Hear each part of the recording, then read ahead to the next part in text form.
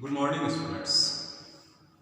आज हम पैलेंटोलॉजी के आपके पेपर के जो मोलस्का फैमिली है उस मोलस्का फैमिली का सबसे अंतिम टॉपिक या आपका अंतिम ऑर्डर डाइब्रैंकिया,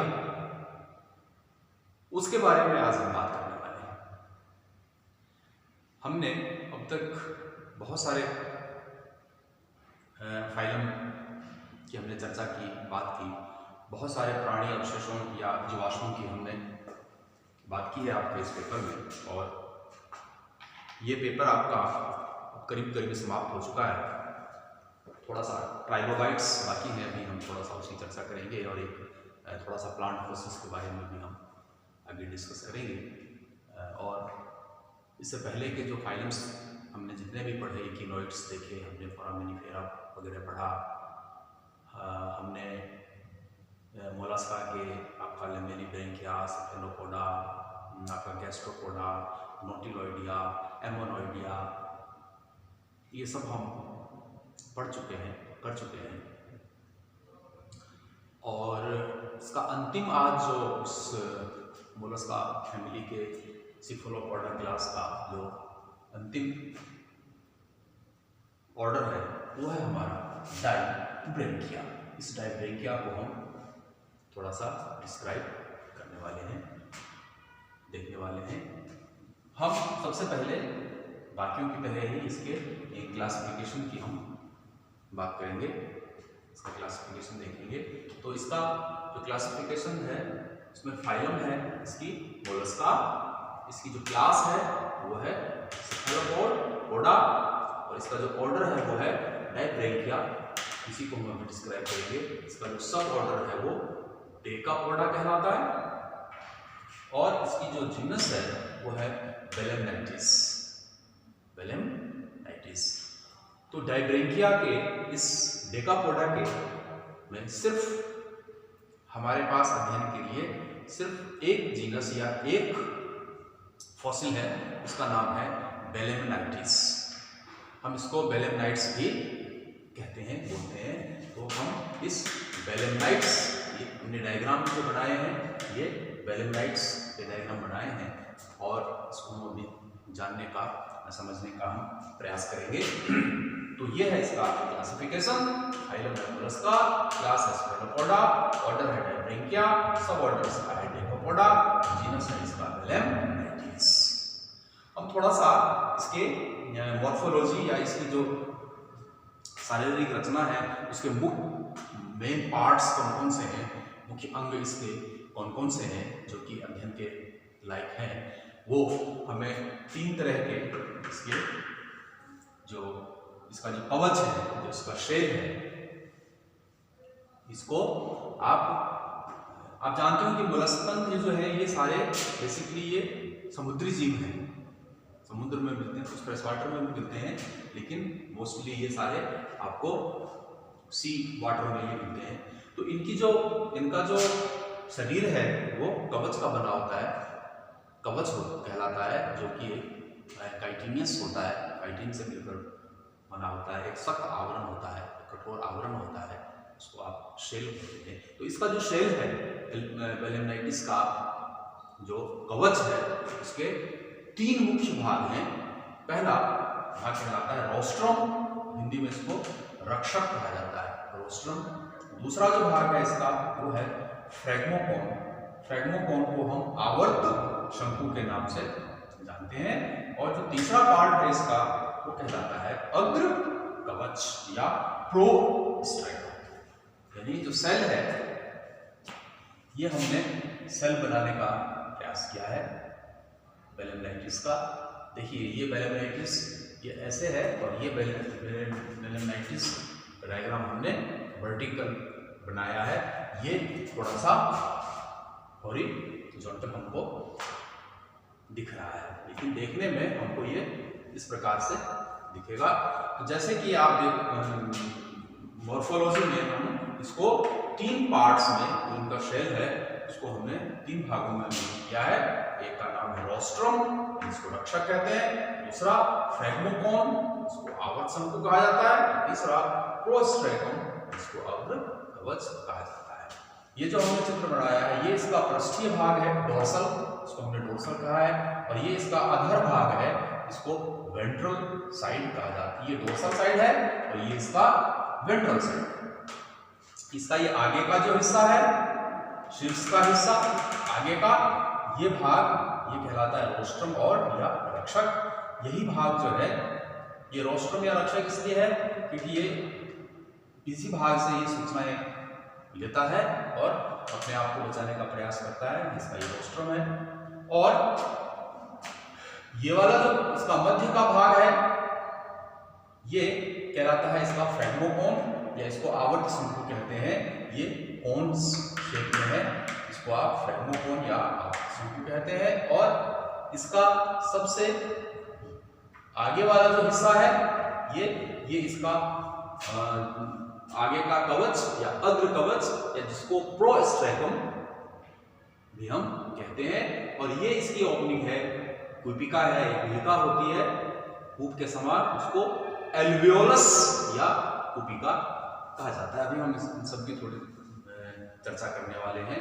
इसी प्रकार से हमने ये जो सेल बनाया है बेलेमनाइटिस का, इसी का यही भाग प्रोस्ट्रैकम या अग्रभाग, जैसे इसका ये देख रहे हैं आप अग्रभाग, उसी तरह से ये, और ये जो मध्य का भाग है इसका ये फ्रैग्मोकॉन या आवर्त शंकु, जैसे कि इस डायग्राम में भी देख रहे हैं आप। और ये इसका अग्रभाग रोस्ट्रम, और ये इसके सेप्टम्स हैं, पट जिसको कहते हैं, और ये इसका साइफिंकल कहलाता है।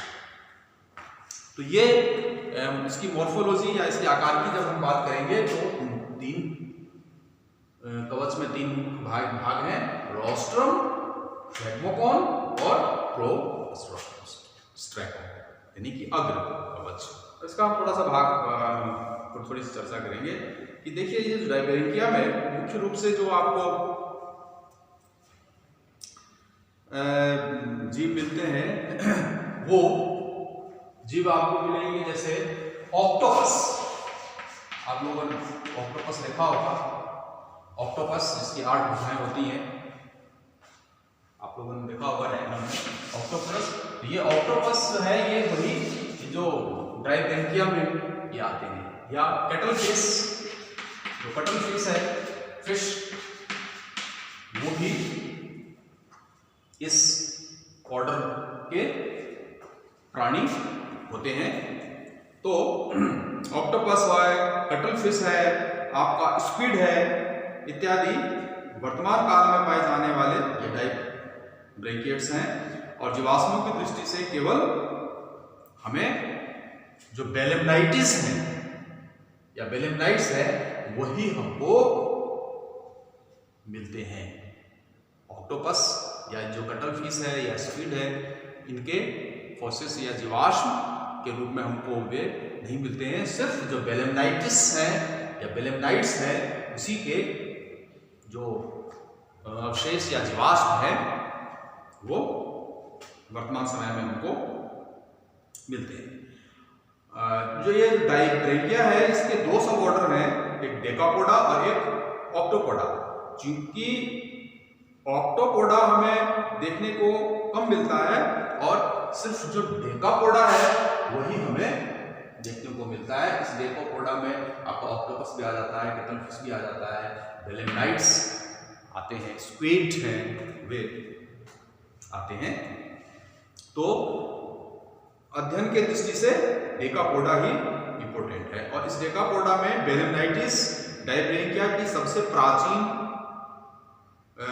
जाति है और जीवाश्म विज्ञान की दृष्टि से भी इसी का सर्वाधिक महत्व है।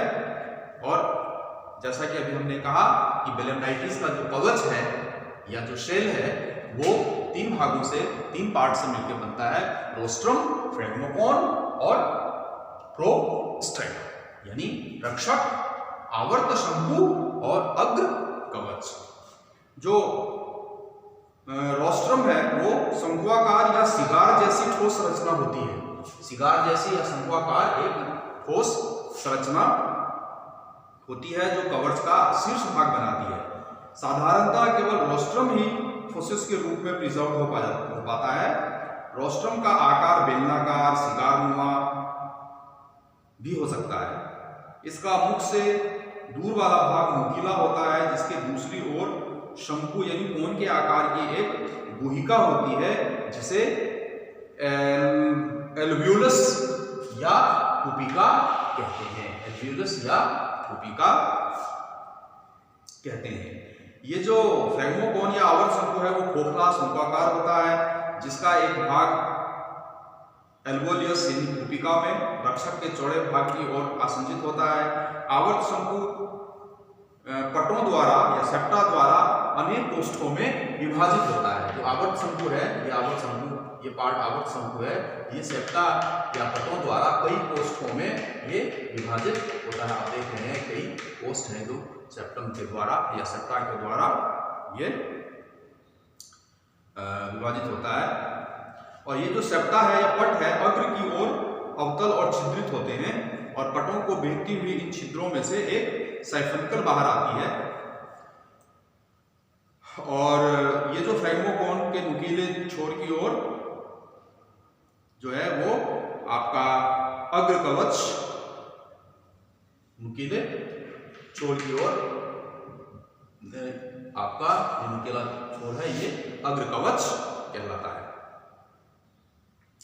जिसका आकार गोलाकार या अंडाकार हो सकता है। और आवर्त शंकु की जो दीवार है या भित्ति है उसे हम कोनोथिका या शंकु प्रावरक भी कहते हैं, जो अत्यंत पतला होता है।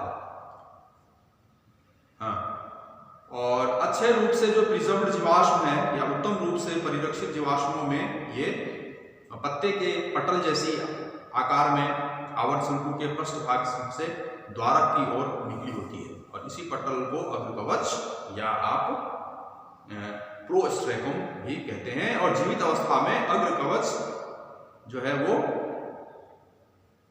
स्ट्रेकम रोस्ट्रम का काम करता है, और बेलेमेंटाइज का आवर्त शंकु नोटिलोइडिया और एमेनोइडिया के समान ही माना जाता है। इसमें डाइब्रेंकिया और इनका आपस में सहसंबंध स्पष्ट होता है। आवर्त शंकु का शंक्वाकार तथा सरल स्विचर लाइन ऑर्थोसिरास से अत्यधिक समानता रखता है, परंतु साइफिकल ऑर्थोसिरास में पतली और उपांत के अधिक समीप होती है। तो इस प्रकार से हम इसके मॉर्फोलॉजी या उसकी जो हम बात करते हैं, तो हम सिर्फ रोस्ट्रम, इसका फ्रेगमोकोन और इसका जो प्रोस्ट्रेकम है उसको हम जानने का प्रयास करते हैं। और जो इसका मध्य भाग फ्रेगमोकोन है वो कई सेप्टा द्वारा विभाजित होता है, कई सारे चैम्बर इसके होते हैं, और उन चैम्बरों को जोड़ती हुई जो साइफिकल्स है वो निकली हुई रहती है। तो इस प्रकार से आप इसकी मॉर्फोलॉजी या बेलेमनाइट्स जो एकमात्र ये डेकोपोडा का एकमात्र फॉसिल है अब तक का ज्ञात, हम उसकी मॉर्फोलॉजी की बात करते हैं। अब हम थोड़ा सा इसके जो जियोलॉजिकल डिस्ट्रीब्यूशन है या इसका जो भूवैज्ञानिक वितरण किस प्रकार का है, हम थोड़ी सी उसकी बात करें। तो भूवैज्ञानिक दृष्टिकोण से बेलेमनाइट्स ऊपरी मिसिसिपियन से ऊपरी क्रिटेशियस तक पाए जाते हैं। मिसिसिपियन से लेके ये जो अपर क्रिटेशियस टाइम पीरियड है वहां तक ये पाए जाते हैं। जुरेसिक एवं क्रिटेशियस में इनकी सर्वाधिक संख्या एवं विविधता पाई जाती है। जुरेसिक और क्रिटेशियस में ये संख्या में सर्वाधिक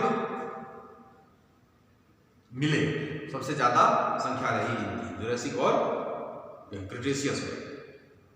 यूं तो बेलेमनाइट्स के जीवाश्म विभिन्न प्रकार के शैलों में प्राप्त होते हैं, लेकिन जो क्ले है या जो मृतिका है उसमें ये सबसे अधिक संख्या में हमें मिलते हैं, ये पाए जाते हैं। तो इस प्रकार ये जो आपका फाइलम मोलस्का है, इस मोलस्का फाइलम का हमारे अध्ययन का, स्टडी का ये आज सबसे अंतिम ऑर्डर था। डायब्रैंकिया, जिसकी की मॉर्फोलॉजी, उसका क्लासिफिकेशन और उसके जियोलॉजिकल डिस्ट्रीब्यूशन की हमने बात की। विद्यार्थियों, आपका ये जो पैलेंटोलॉजी का पेपर है ये अब समाप्ति की ओर है। ये हम पेपर हमारा समाप्त हो चुका है। इसमें थोड़ा सा हम आगे आने वाले क्लास में हम ट्राइलोबाइट्स की थोड़ी सी बात करेंगे। आर्थ्रोपोडा ग्रुप हमारा बचा हुआ है फाइलम, हम थोड़ी सी उसकी चर्चा करेंगे और कुछ हम प्लांट फॉसिल्स की बात करेंगे जो पादप जीवाश्म हैं, हम उनकी ही बात करेंगे, जो गोंडवाना फ्लोरा के नाम से भी ये जाने जाते हैं प्लांट फॉसिल्स, उसकी बात करेंगे। उसमें हम ग्लोसोप्टेरिस, लैंगोप्टेरिस, स्टीलोफाइलम, वर्टिब्रेरिया, ये कुछ ऐसे इंपॉर्टेंट फॉसिल ग्रुप्स हैं प्लांट फॉसिल्स के, उसकी हम चर्चा आगे आने वाले